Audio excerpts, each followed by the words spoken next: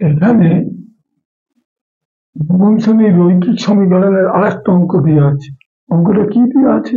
দেওয়া আছে কে এর কোন মানের জন্য এই যে সমীকরণ দুটি এর কোনো সমাধান থাকবে না। তাহলে সমাধান থাকবে না সূত্র ঠিক। সূত্রটা কি?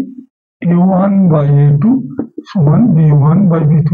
এখন এখানে আমরা প্রথম সমীকরণের যেটা, তাহলে a1 a2 বের করে নিতে হবে। এইটা হচ্ছে a1 আর এটা হচ্ছে a2, আর b1 কত?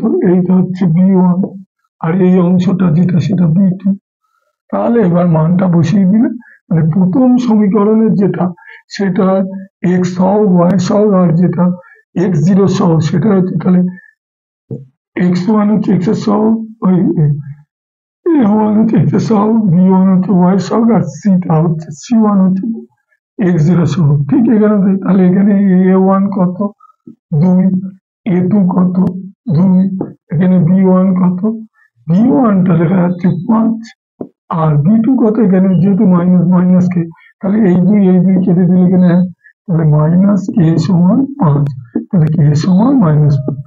কে সমান এই -5-এর জন্য এই সমীকরণের দুটি কোনো সমাধান থাকবে না।